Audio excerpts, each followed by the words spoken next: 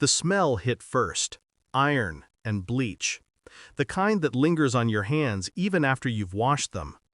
Her body lay near the window, one hand stretched toward the phone that never rang.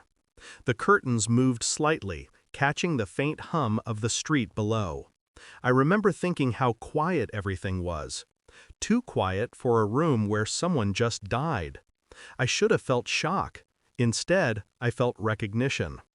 The scene was too clean, the blood too deliberate. Whoever did this didn't panic, they planned. The neighbors said they heard a scream around 2:17 a.m. But I knew screams don't tell time. People do. And someone made sure this one stopped exactly when it needed to. That's when I saw it, a single teacup on the table, still warm. She hadn't been alone. They sent me in as the quiet one, the observer who never asks too many questions. But silence sees more than sound ever could. The crime scene reports didn't fit. The lock wasn't forced. The back door was left ajar, like someone wanted us to find it. A photo frame was missing from the mantel, not stolen, removed, carefully. Her phone history told me more than her friends ever did. One name repeated every night before midnight, then suddenly stopped 3 days before she died. A name that appeared again, hidden in her deleted messages. I followed the pattern, the calls, the meetings, the lies. Each clue felt colder than the last, as if the truth itself didn't want to be found. Some cases start with evidence. This one started with a feeling that someone was watching me back. By the end of the first week, the town had already chosen its villain. But guilt doesn't always look guilty. Sometimes it looks afraid to breathe. People stopped making eye contact. Conversations ended when I entered a room. Her best friend trembled during questioning, not from fear of what I'd ask, but of what she already knew. And then there was him, the husband, too composed, too precise. His grief looked rehearsed, his answers polished.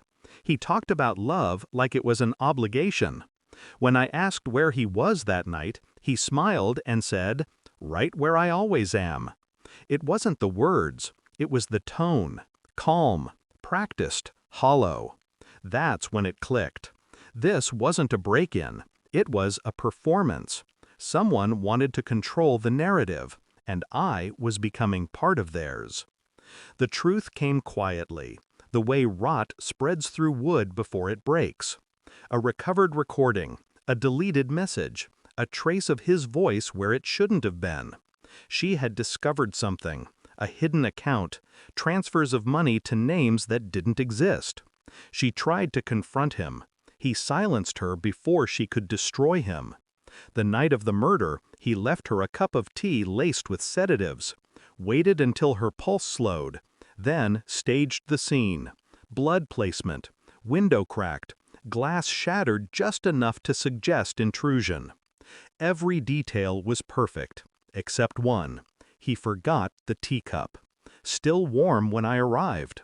I didn't tell anyone at first. I watched him, at press conferences, at the funeral, thanking everyone for their support. Every word he spoke felt like another lie I could finally measure. Justice, when it came, didn't make a sound. I handed over the evidence in silence. The bank logs, the audio clip, the time-stamped message. No dramatics, no warnings, just precision. They arrested him mid-interview. Cameras flashed. He didn't resist. He just looked at me, eyes empty, mouth still forming that same practiced smile.